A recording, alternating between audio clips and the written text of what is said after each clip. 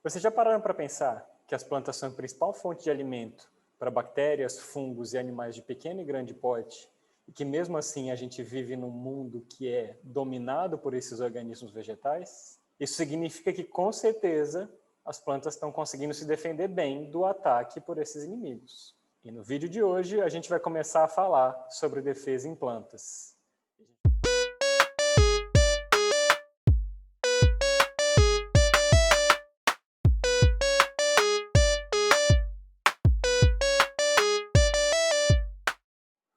Quando a gente pensa em situações estressantes para os organismos vivos, a gente pode ver que em animais existe uma resposta muito simples para lidar com situações estressantes, que é basicamente você correr dessa situação estressante.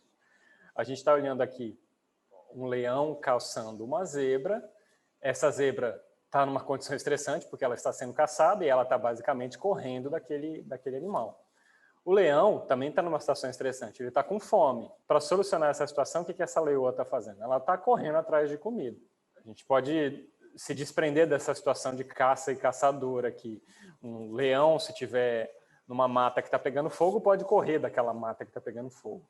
Se essa zebra tiver com sede, ela pode andar até uma fonte de água, né? Então, em animais, o movimento é a forma mais simples que a gente tem para escapar de estresse. Isso não acontece em plantas. As plantas não têm movimento. Então, a planta não pode escapar de um predador que está vindo se alimentar dela, ou tirar as raízes do chão e se mover para um lugar onde tem mais água. As plantas não têm essa capacidade de movimentação. Então, como é que as plantas fazem para escapar de uma situação estressante? Elas alteram o seu desenvolvimento para responder a condições ambientais que estão chegando nela. Então, por exemplo, se uma planta estiver sendo atingida por seca, ela não pode tirar as raízes dela do solo, mas ela pode fazer as raízes dela crescerem mais dentro desse solo até achar uma fonte de água. Se ela estiver sendo atacada por herbívoros, ela não pode dar um tapa naquele herbívoro ou sair correndo daquele herbívoro, mas ela pode desenvolver compostos de defesa nas suas folhas que vão tornar aquelas folhas menos palatáveis para os herbívoros. Então, as plantas elas não escapam de situações estressantes com movimento. Elas fazem isso através de alteração de desenvolvimento. Só que essas alterações de desenvolvimento, elas têm um limite para as plantas. Seria muito legal se as plantas pudessem fazer todas essas coisas aqui ao mesmo tempo. Tá? Crescer muito, acumular vários pigmentos e vários compostos tóxicos, florescer muito rapidamente, fazer as raízes crescerem muito profundamente. Tá? Tudo isso ao mesmo tempo. As plantas não conseguem fazer tudo isso ao mesmo tempo, elas têm um limite nessa alteração de desenvolvimento delas.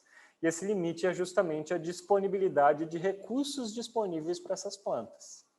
Então, as plantas nunca vão ter recursos suficientes para fazer tudo o que elas querem fazer naquele período X, naquela quantidade de tempo X. Quando eu falo de recursos, eu estou falando de nutrientes, eu estou falando de água, luz, fotoassimilados, espaço, oxigênio e assim vai.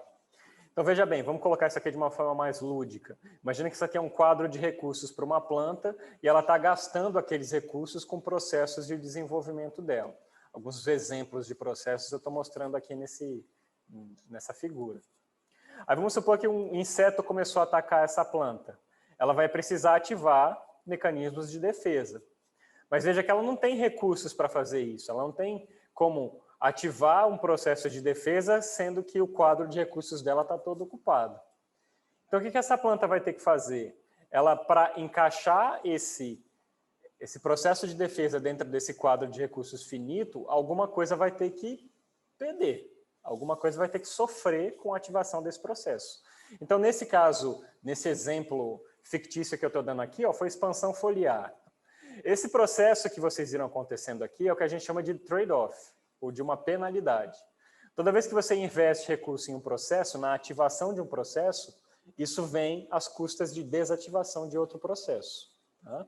Se uma planta quiser, por exemplo, crescer mais suas raízes, ela vai ter que tirar recurso de algum lugar para crescer essas raízes. Se ela quiser florescer, ela vai ter que tirar recurso de algum lugar para fazer aquele florescimento acontecer. Um exemplo de cerrado aqui, ó. A gente está vendo o ipê amarelo. Tem um trade-off bem clássico que acontece no ipê na hora do florescimento do ipê.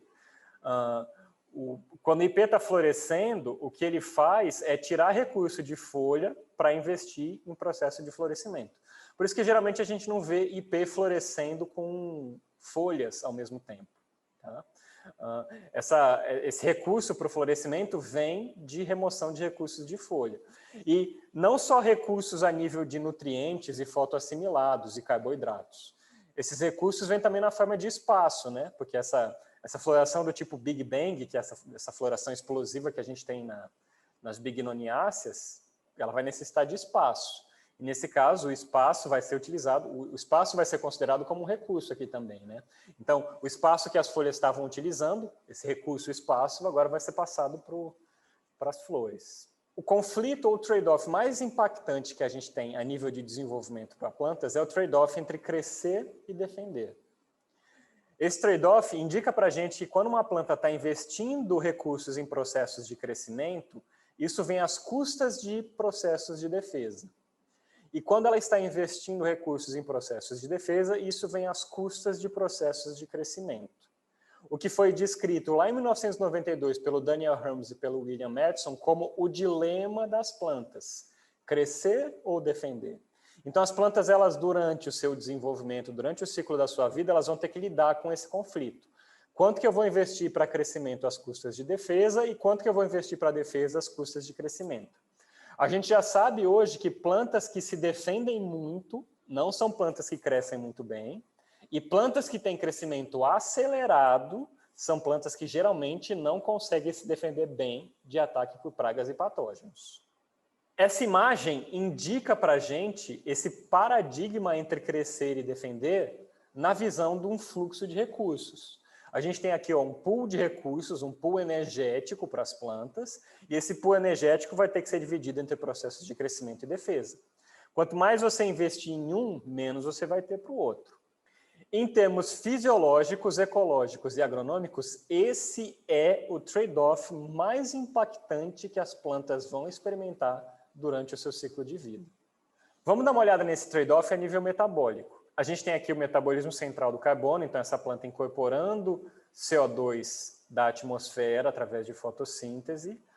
Esse carbono incorporado vai ser eventualmente passado para outras vias que acontecem dentro da planta, como via de pentose fosfato, via de glicólise, vias adjacentes a vias fotossintéticas, e esses metabólitos então vão ser incorporados em outras reações que eventualmente vão dar para a gente compostos ligados a processos de crescimento, como esses que a gente está vendo aqui. Então, por exemplo, nós temos aqui o metabolismo central do carbono, onde a gente está produzindo açúcares, e esses açúcares vão eventualmente levar a planta a produzir celulose, que é um composto que está envolvido com o processo de crescimento. Todos esses compostos marcados em azuis são compostos envolvidos com processos de crescimento. Olha, se a gente colocar processos de defesa aqui nessa figura agora, a gente vai ver que processos de defesa estão acoplados nas mesmas vias que produzem compostos de crescimento. O que isso quer dizer para a gente? Quer dizer que quando a gente ativar a produção de um composto de defesa, como por exemplo esses glicosídeos tóxicos que a gente está vendo aqui, a gente vai ter que tirar recursos, como por exemplo esqueletos de carbono que em outrora estariam indo para a produção de celulose. Então a gente está vendo aqui o crescer versus defender a nível metabólico e como que isso está conectado gerando um trade-off. Esse trade-off tem impacto a nível ecológico. Nós temos já pesquisas mostrando que as plantas estão adaptadas a nível de crescimento e defesa para o ambiente onde elas estão inseridas. Plantas que estão no ambiente com maior nível de insetos tendem a se defender mais do que crescer. Plantas que estão competindo mais com outras plantas tendem a investir mais em crescer do que se defender. E isso tem também um grande impacto econômico. Como impacto econômico? Se vocês pensarem que as plantas que a gente se alimenta hoje em dia, elas todas foram domesticadas buscando rápido crescimento e alta produtividade. Isso significa que essas plantas, quando a gente domesticou elas para elas fazerem crescimento muito rápido, a gente perdeu em processos de defesa. Por exemplo, vamos pegar um tomateiro. Se você tentar crescer um tomateiro do lado de fora da sua casa, você vai ver que ele é uma planta que cresce muito rapidamente. Só que ele é muito fortemente atacado por insetos e fungos, porque ele já não consegue se defender tão bem quanto os seus parentes que não estão domesticados e que não crescem tão rápido, que não produzem frutos tão gigantescos. Por conta disso, a gente tem que aplicar produtos químicos defensivos agrícolas para contrabalancear esse baixo investimento em defesa que essas plantas têm, e, óbvio, isso gera um impacto econômico e um impacto ecológico também. Por isso que a gente sempre, um grande ponto de pesquisa que existe dentro de fisiologia vegetal é o tentar desacoplar essa história de crescimento versus defesa. Até hoje a gente não consegue fazer muito bem isso. As plantas conseguem balancear processos de crescimento e defesa captando sinais externos. Então, por exemplo, se elas estão num ambiente onde tem bastante competição com outras plantas, é melhor com que elas invistam mais em processos de crescimento. Se elas estão num ambiente onde elas estão sendo estressadas por insetos, por exemplo, é melhor com que elas invistam mais em processos de defesa. Então, elas estão captando esses sinais externos, utilizando reguladores internos para modificar processos de crescimento e defesa. E quais são esses reguladores internos?